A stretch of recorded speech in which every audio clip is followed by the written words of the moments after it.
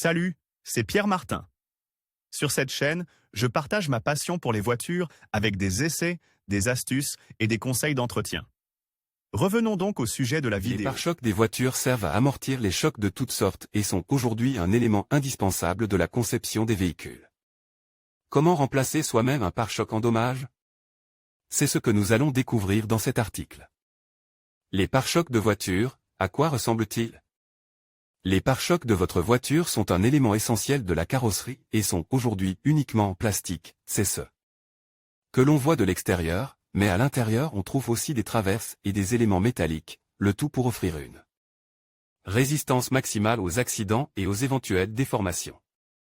Les grilles, les phares, les antibrouillards, les mastes sont autant d'accessoires indispensables au design et à la fonctionnalité de la voiture, fixe au pare-choc lui-même à l'aide de diverses vis et boutons. Malheureusement, il suffit de peu de choses pour endommager cette partie très exposée de la voiture, les dommages subis par les pare-chocs peuvent aller de l'éraflure à la rupture.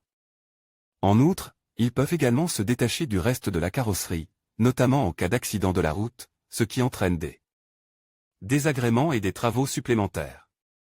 Pare-choc endommage. Si vous avez sérieusement endommagé votre pare-choc, vous devrez le démonter pour le changer ou le réparer, à part les simples rayures. Tous les autres dommages nécessitent une procédure spéciale et assez longue, surtout pour une personne inexpérimentée. Avant de démonter le pare-choc, vous devez également vous assurer qu'il n'y a pas de dommages internes, dans ce cas en particulier. Nous vous recommandons de faire appel à un professionnel.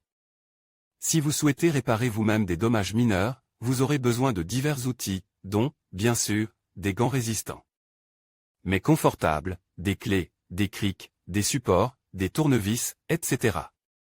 Pare-choc de voiture, les dégâts possibles. Voici les pannes possibles que vous pouvez être amené à réparer. Réparation à froid, vous devrez le faire en cas de fissure réparation. À chaud, pour les déformations diverses polissage, pour les rayures remplacement indispensable en cas de rupture repeindre. Indispensable pour modifier l'aspect du pare-choc, obligatoire après les remplacements, en particulier pour les parties vierges ou endommager la réparation ou le remplacement, en cas de fixation défectueuse ou de fissure localisée. N'oubliez pas que même de petits accidents peuvent entraîner de gros problèmes pour le pare-choc, touchez délicatement cette partie de la carrosserie ne vous dispense pas de causer des dommages encore plus graves. Pare-choc, comment le remplacer? Après chaque collision, observez votre pare-choc et intervenez si vous constatez une augmentation de l'écart entre l'élément et la carrosserie, ou s'il est visiblement endommagé.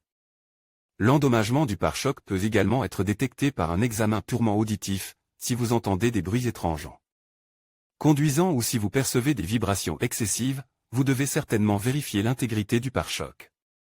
Les étapes indispensables au remplacement correct du pare-choc de la voiture sont les suivantes: localiser tous les points de fixation. Vis, boulons, boutons en plastique et petits rivets, pour le faire sans rien oublier, se procurer une coupe du dessin technique de la voiture chez le concessionnaire ou en ligne.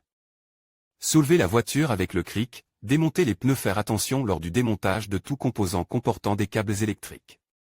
Attache à la voiture, dévisser tous les composants et les placer immédiatement dans un conteneur afin de ne pas les perdre. Demandez de l'aide pour retirer le pare-choc en douceur, prendre soin des éventuelles protections d'ailes au-dessus de la roue et des joints d'étanchéité, démonter les grilles, les moulures, les tampons et les frises. À ce stade, vous devez décider si vous voulez le réparer ou le remplacer par un neuf ou un parfaitement intact, puis procéder au remontage. N'oubliez pas qu'il est toujours préférable de faire appel à un expert pour éviter des dommages encore plus graves et coûteux. Parlez d'abord à votre mécanicien avant de prendre une décision. Publie dans Guide pratique entretien de la voiture.